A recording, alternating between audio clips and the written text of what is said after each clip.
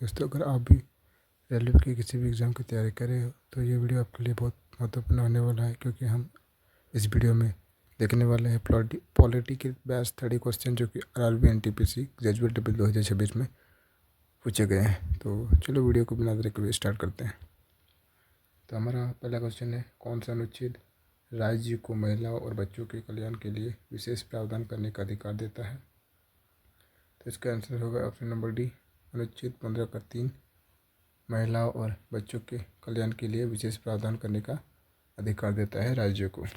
संख्या 2, भारतीय संविधान के किस संवैधानिक संशोधन के माध्यम से शिक्षण संस्थानों में ओबीसी के लिए 27% आरक्षण प्रदान किया गया था? तो इसका आंसर होगा ऑप्शन नंबर बी, 93वां संविधान संशोधन के माध्यम से शिक्षण संस्थानों में ओबीसी के लिए 27% आरक्षण प्रदान किया गया था। प्रश्न संख्या 3, संविधान का निम्नलिखित में से कौन सा अनुच्छेद प्रशासक को केंद्र शासित प्रदेशों में विधानमंडल के अवकाश के दौरान अध्यादेश जारी करने का अधिकार देता है? तो इसका आंसर होगा हमारा ऑप्शन नंबर डी, अनुच्छेद 239 का बी, प्रशासकों को केंद्र शासित प्रदेशों में विधानमंडल के अवकाश के दौरान अध्यादेश जारी करने का अधिकार देता है। प्रश्न संख्या 4, यदि लोकसभा भंग होने की स्थिति में आपातकाल की उद्घोषणा को केवल राज्यपाल द्वारा अनुमोदित किया जाता है तो नवगठित लोकसभा की पहली बैठक से यह उद्घोषणा कितनी अवधि तक प्रभावी रहेगी? तो इसका आंसर होगा ऑप्शन नंबर सी, 30 दिनों तक प्रभावी रहेगा।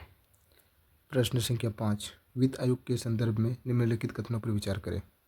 पहला, यह एक अर्धन्यायिक निकाय है। जी हाँ, वित्त आयोग एक अर्धन्यायिक निकाय है। तो पहला हमारा सही है। दूसरा है, यह अनुच्छेद 280 से संबंधित है। यह भी सही है। तीसरा, इसका गठन राष्ट्रपति द्वारा किया जाता है। जी हाँ, वित्त आयोग का गठन राष्ट्रपति द्वारा किया जाता है। और चौथा है, इसका गठन प्रत्येक 6 वर्ष के बाद किया जाता है। तो ये हमारा गलत है। तो इसका आंसर होगा हमारा ऑप्शन नंबर डी, केवल 1, 2 और 3। प्रश्न संख्या 6, किस संवैधानिक संशोधन द्वारा 8वीं अनुसूची में उड़िया को ओडिया से प्रतिस्थापित किया गया था? तो इसका आंसर होगा हमारा ऑप्शन नंबर ए, 96वां संविधान संशोधन। प्रश्न संख्या 7, निम्नलिखित में से किस मंत्रिमंडल समिति की अध्यक्षता प्रधानमंत्री नहीं करते हैं? तो इसका आंसर होगा ऑप्शन नंबर 3, ये ऑप्शन नंबर सी, निवेश और वृद्धि की मंत्रिमंडल समिति की अध्यक्षता प्रधानमंत्री नहीं करते हैं। प्रश्न संख्या 8, 24वें संवैधानिक संशोधन ने संसद को निम्नलिखित में से कौन सी शक्ति प्रदान की? तो इसका आंसर होगा ऑप्शन नंबर बी, उच्च न्यायालय के निर्णय का निलंबन करने का शक्ति प्रदान की। प्रश्न संख्या 9, भारतीय संविधान के किस अनुच्छेद में यह निर्दिष्ट किया गया है कि केंद्र शासित प्रदेशों को राष्ट्रपति द्वारा प्रशासित किया जाएगा, जो उनकी देखरेख के लिए एक प्रशासक नियुक्त कर सकता है?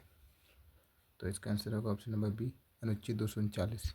प्रश्न संख्या 10, संसदीय अनुमोदनों और संवैधानिक शर्तों के अधीन अनुच्छेद 356 के अंतर्गत किसी राज्य में राष्ट्रपति शासन अधिकतम कुल कितनी अवधि तक जारी रह सकता है? तो इसका आंसर होगा ऑप्शन नंबर सी, 3 वर्ष तक। प्रश्न संख्या 11, किस संविधान संशोधन के तहत राष्ट्रीय आपातकाल के लिए संसद द्वारा अनुमोदन की अवधि 2 महीने से घटाकर 1 महीने कर दी गई?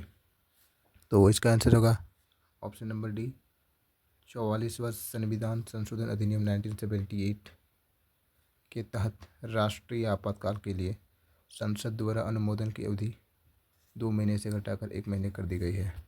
भारत के संविधान का कौन सा अनुच्छेद राज्यपाल के कार्यकाल से संबंधित है, जिसमें राष्ट्रपति के स्वेच्छा निर्णय से सेवा करने और पद त्याग करने का तरीका शामिल है? तो इसका आंसर होगा ऑप्शन नंबर डी, अनुच्छेद 156। कैबिनेट मंत्री और स्वतंत्र प्रभार वाले राज्य मंत्री में क्या अंतर होता है? तो इसका आंसर होगा ऑप्शन नंबर बी, स्वतंत्र प्रभार वाला राज्य मंत्री कैबिनेट मंत्री के अधीन ना हुई बिना किसी मंत्रालय का नेतृत्व कर सकता है।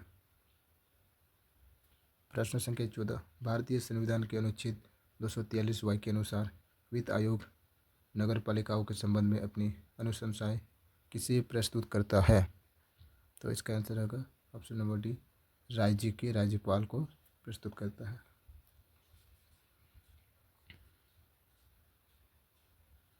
प्रश्न संख्या 15, निम्नलिखित में से कौन सा अनुच्छेद सर्वोच्च न्यायालय के मूल क्षेत्राधिकार से संबंधित है? तो इसका आंसर होगा ऑप्शन नंबर डी अनुच्छेद 131 जो है वो सर्वोच्च न्यायालय के मूल क्षेत्राधिकार से संबंधित है।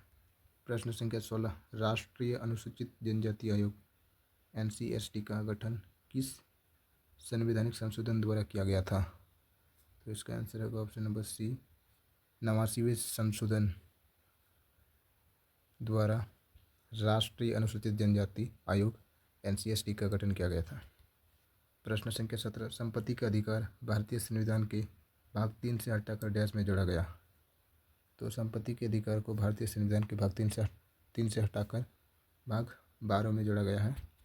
प्रश्न संख्या 18, उच्चतम न्यायालय को किस अनुच्छेद के तहत न्यायिक समीक्षा का अधिकार प्राप्त है? तो इसका आंसर होगा ऑप्शन नंबर सी अनुच्छेद 32।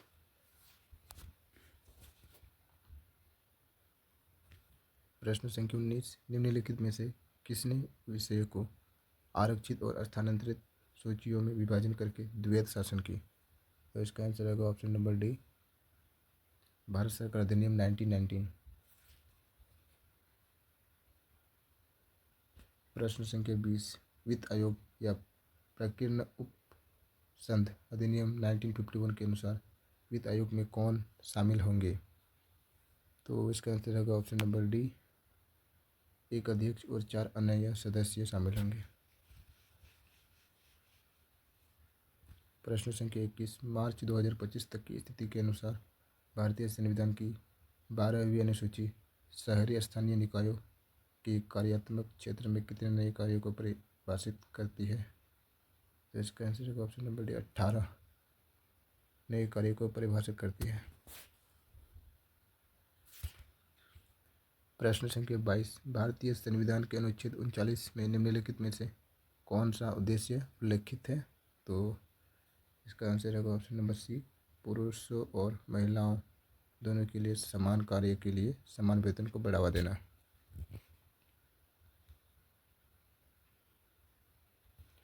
प्रश्न संख्या 23, कौन सा प्रावधान भारत के संविधान के लागू होने से पहले पाकिस्तान से आकर भारत में बसे व्यक्तियों की नागरिकता से संबंधित है? तो इसका आंसर होगा ऑप्शन नंबर डी अनुच्छेद 6। प्रश्न संख्या 24, निम्नलिखित में से किस केंद्र शासित प्रदेश में विधानसभा और मंत्रिपरिषद है? तो इसका आंसर होगा option number D Puducherry. Puducherry केंद्र शासित प्रदेश में विधानसभा और मंत्रिपरिषद है।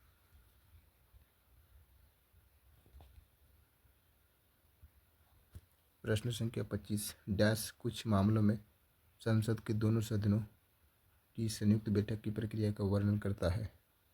तो इसका आंसर होगा ऑप्शन नंबर डी अनुच्छेद 108 कुछ मामलों में संसद के दोनों सदनों की संयुक्त बैठक की प्रक्रिया का वर्णन करता है।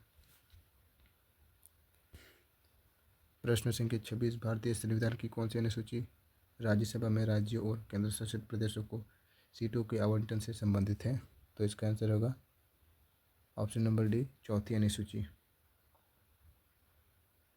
चौथी अनुसूची राज्यसभा में राज्यों और केंद्र शासित प्रदेशों को सीटों के आवंटन से संबंधित है। संख्या 27, नागरिकता अधिनियम 1955 के अनुसार 10 दिसंबर 1992 को या उसके बाद भारत के बाहर पैदा हुआ व्यक्ति वंश के आधार पर भारत का नागरिक होगा यदि डैश।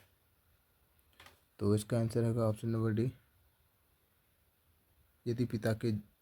यदि जन्म के समय माता पिता में से कोई एक भारत का नागरिक हो। यदि जन्म के समय माता पिता में से कोई एक भारत का नागरिक हो। प्रश्न संख्या 28, 97वें संविधान संशोधन ने निम्नलिखित में से किसे संवैधानिक प्रदान किया? तो इसका आंसर होगा ऑप्शन नंबर डी सहकारिता समितियाँ। प्रश्न संख्या 29, 6 से 14 वर्ष की आयु के बच्चों के लिए निःशुल्क और अनिवार्य शिक्षा का अधिकार किस अनुच्छेद के अंतर्गत प्रदान किया गया है? तो इसका आंसर होगा ऑप्शन नंबर ए। तो आज का हमारा अंतिम क्वेश्चन 30 नंबर, मिस्टर ABCD विधानसभा सदस्य बनना चाहते हैं। विधानसभा सदस्य बनने के लिए भारत के संविधान में न्यूनतम आयु कितनी निर्धारित है? तो इसका आंसर रहेगा ऑप्शन नंबर सी 25 वर्ष